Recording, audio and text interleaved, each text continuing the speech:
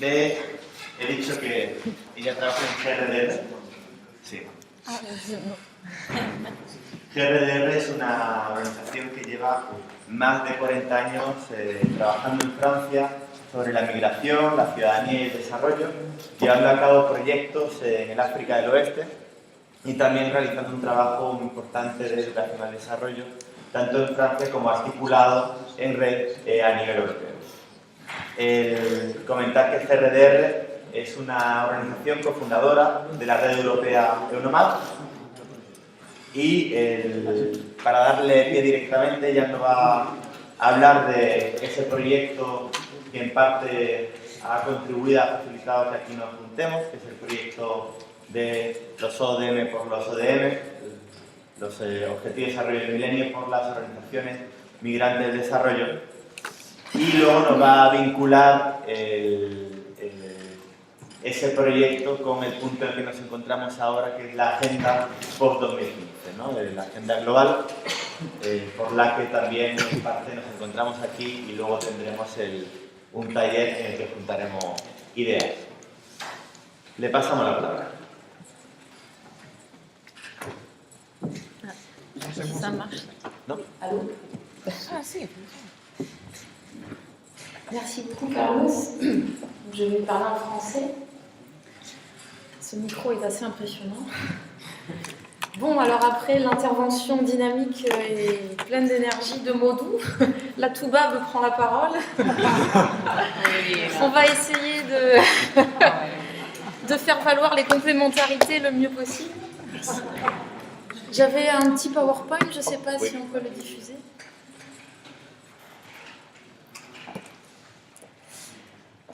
Alors, pour me représenter brièvement, en effet, donc moi je travaille à Montreuil, à Paris,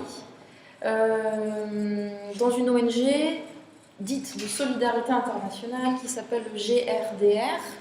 J'ai entendu que la traductrice disait un réseau de réseaux, en fait, donc je me permets de le redire pour le corriger dans l'appellation. Donc c'est un groupe de recherche et d'action sur les questions de migration, développement et de citoyenneté. Parce que nous aussi, en fait, on est une vieille organisation qui a été cofondée par des migrants d'Afrique subsaharienne, des Mauritaniens, des Sénégalais, aussi des Maliens, qui, dans les années, fin des années 60, début des années 70, étaient appelés pour venir travailler en France, dans les usines, pour le redéveloppement de la France, développement économique. C'est de là qu'est née l'association GRDR, donc de cette alliance entre des migrants du bassin du fleuve Sénégal et des ingénieurs agronomes qui, à cette époque-là, s'ouvraient aux questions du développement et souhaitaient travailler en Afrique de l'Ouest. Et on a eu une mutation aussi nous-mêmes dans nos modes de faire, dans le sens où on a beaucoup travaillé sur les initiatives de développement local, l'accompagnement au projet des migrants dans le Sahel et dans la zone du bassin du fleuve.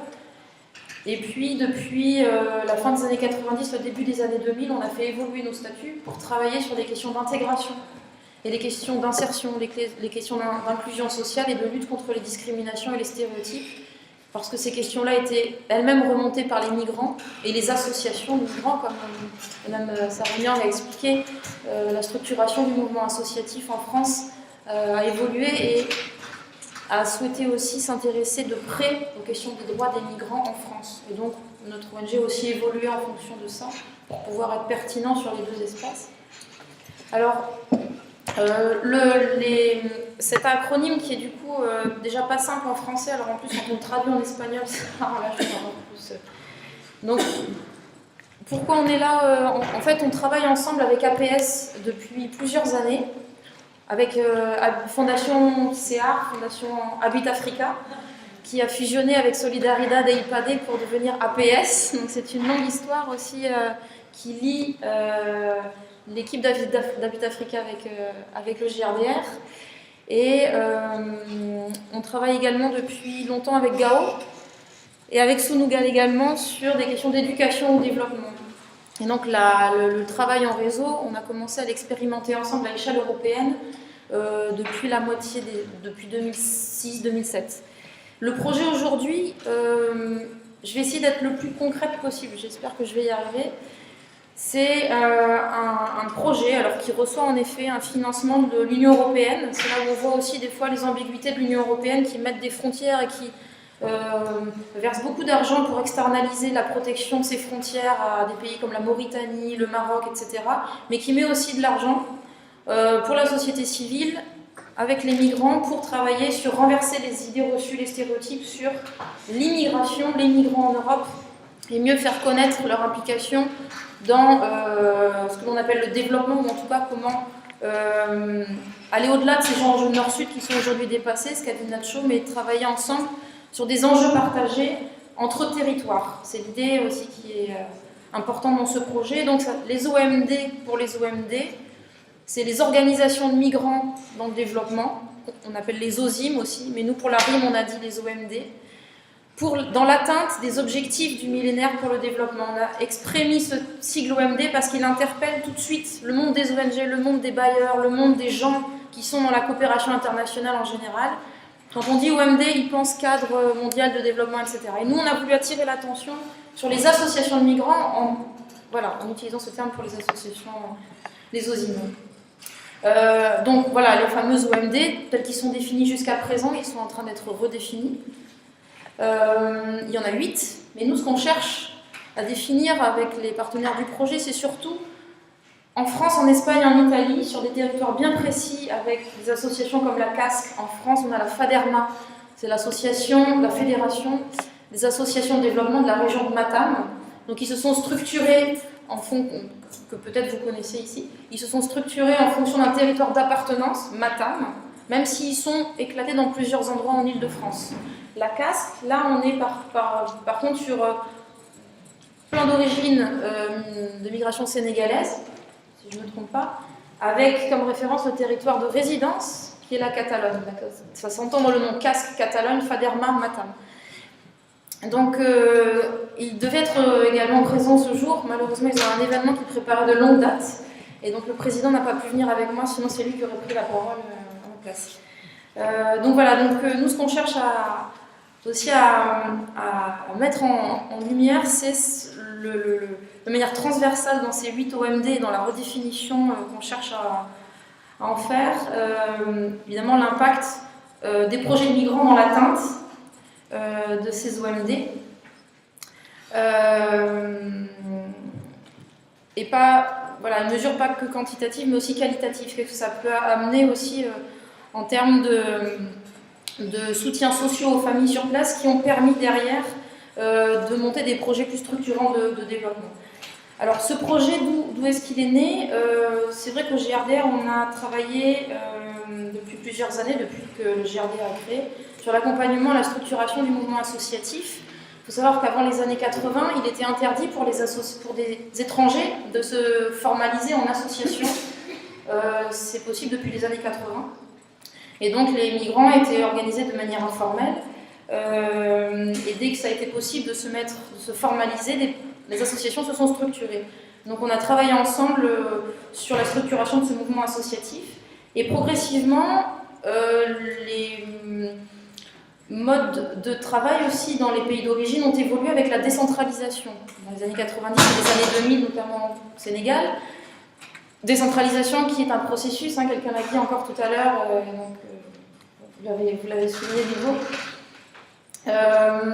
Et donc ces organisations ont évolué, se sont organisées d'associations villageoises, se sont structurées en France en associations de ressortissants des communes. Donc les villages se sont mis ensemble. Donc il y a eu un partage de modes de faire et de pratiques entre associations villageoises. Et puis ces associations communales se sont regroupées en fédérations d'associations communales.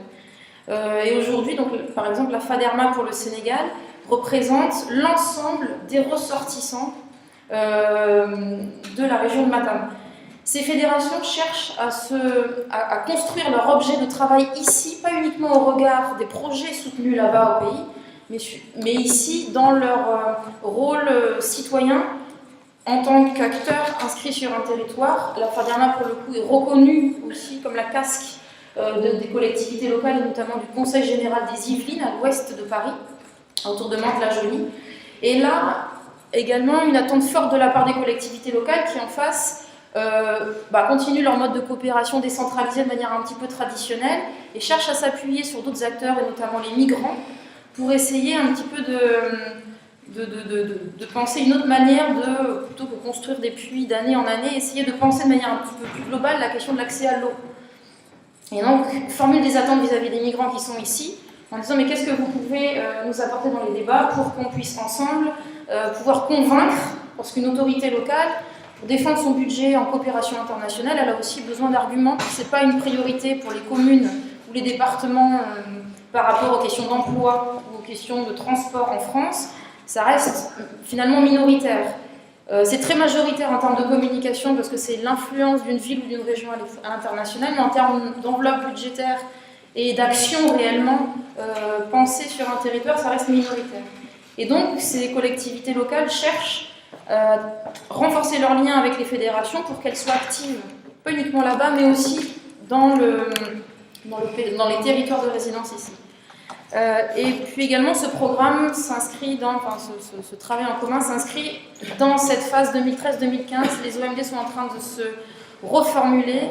Les OMD, ça peut rester très conceptuel, et là justement, l'idée c'est de pouvoir faire en sorte que tout le monde puisse prendre part à la discussion, si c'est pas au niveau de New York, tout du moins dans des enceintes de dialogue que nous avons en France, en Espagne, en Italie, dans le cadre de ce programme, qu'on puisse faire remonter des réflexions, que les fédérations puissent se donner la possibilité de débat en interne, ça a été exprimé tout à l'heure, très clairement, pour avoir un rôle d'influence ici, un rôle d'influence dans les pays d'origine, pour montrer que les migrants ne sont pas que des pourvoyeurs de fonds, mais ont une réelle envie et des réelles capacités d'intervenir dans les enjeux globaux qui touchent le développement là-bas. Voilà. Et donc, pour ce faire, nous avons commencé le projet cette année, il va continuer donc en 2014 et 2015. C'est l'idée de travailler sur ce qu'on appelle l'éducation au développement, c'est-à-dire l'éducation à la citoyenneté globale. Il y a toujours un peu ce jargon qui accompagne ces modes de faire, à savoir faire parler ici, que les fédérations de migrants, les associations de migrants puissent s'exprimer ici, non seulement sur la base de leur projet, sur leur contribution, la contribution à l'atteinte des OMD, mais surtout à peut-être déconstruire les OMD tels qu'ils sont pensés aujourd'hui, qui sont très sectoriels, où on ne les pense pas de manière transversale, et d'essayer de connecter les enjeux éducatifs aux enjeux de santé, les enjeux de transport aux enjeux éducatifs, etc. Sur la base de ce qu'ils connaissent et des projets qui sont menés. Et évidemment dans les régions là-bas. Et donc, pour pouvoir opérationnaliser ce travail d'éducation au développement, il faut travailler ensemble des outils, des supports, qui seront développés d'ici à la fin de l'année. 2 minutes, mince. Il y a également un enjeu derrière ces outils d'éducation au développement, c'est que, et là c'est pas forcément une bonne illustration, mais c'est que les migrants doivent parler en leur nom, ce ne sont pas aux ONG internationales à parler au nom des migrants. Pour ça, il leur faut des outils propres, il faut avoir la possibilité d'avoir mené en interne des débats au sein des fédérations, et de ne pas être instrumentalisé ou de se laisser instrumentaliser dans des espaces de négociation internationale par des autorités, des pouvoirs publics qui savent y faire. Et donc ce projet a pour vocation d'être concret à la base et de pouvoir renforcer les associations dans leur capacité à porter des discours autonomes, indépendants, politiquement, techniquement, et d'avoir des outils de communication qui permettent de soutenir ces messages. On souhaite avoir un deuxième impact aussi, donc ça c'est un niveau de travail technique local dans les 3 pays, mais également travailler ensemble à niveau européen et à Bruxelles aussi pour pouvoir faire remonter ces messages dans des espaces de plaidoyer européens. On a parlé de Nomade. Nomade n'est qu'un réseau parmi d'autres, mais c'est surtout aller voir les parlementaires. L'année prochaine, on a les élections européennes qui se préparent. On aura une campagne à peine de 5 semaines, on aura à peine le temps de savoir que les élections se lancent, que déjà il aura fallu voter, on n'aura pas eu le temps de prendre part véritablement au débat, les élections auront lieu, la nouvelle commission va se mettre en place, voilà, donc essayer de pouvoir anticiper ces moments politiques. Ça c'est la carte tout simplement d'implication des différents protagonistes dans le projet, donc c'est un projet essentiellement avec les ressortissants au nord, Donc les ressortissants travaillent avec les Sénégalais, mais aussi les Maliens de la région de Caille, qui est une région de très forte immigration. On travaille avec les Capverdiens, forte communauté en Italie, avec les Marocains du réseau IDD, qui devaient être également présents aujourd'hui, les Franco-Marocains, qui se retrouvent dans les trois pays, France, Italie et Espagne. Voilà. Bon, je vais passer vite, on va passer au slide suivant. Ça, c'est pour vous montrer un petit peu. Là, on a commencé à mener les activités dans les trois pays. Les différents partenaires vont travailler un petit peu de la même manière, et notamment ici avec la casque. On va faire, APS va travailler de cette manière-là aussi. L'idée, par exemple, là, on a travaillé avec les ressortissants de la région de Caille, qui ont mené un débat à l'interne, il va y en avoir d'autres, sur la base de leur projet. À la fois, donc, en haut, on a les différentes associations de la région de Caille. La CADERCAF, c'est la fédération de l'ensemble des ressortissants de la région de Caille. À échelle micro, on a la commune de Dialan, qui fait partie de la région de Caille, mais qui a son association de ressortissants de Dialan en France, qui fait partie de la CADERCAF. Et à échelle intermédiaire, on a les ressortissants du cercle de Bafoullabé, qui est l'échelle départementale au sein duquel se trouve la commune de Dialan, et le département se trouve lui-même dans la région de Caille. Et donc c'était de voir les projets qu'appuient les migrants depuis la France dans ces trois échelles, pour voir l'emboîtement des échelles, et ça permettait de mettre un petit peu en transversal et en croisé ce que les uns et les autres font. Et on voit que les trois, peut-être pas un hasard, agissent dans le domaine environnemental, dans le domaine beaucoup du partenariat et dans le domaine du développement économique. Et chacun agit avec ses compétences à son échelle, à savoir le micro, le local. La CADERCAF, donc les ressortissants en France, au niveau régional, on est sur des projets plus structurants, une vision d'ensemble. Et à l'échelle de Bafoullabé, on cherche à établir des passerelles et des voies de communication entre l'échelle communale et l'échelle régionale.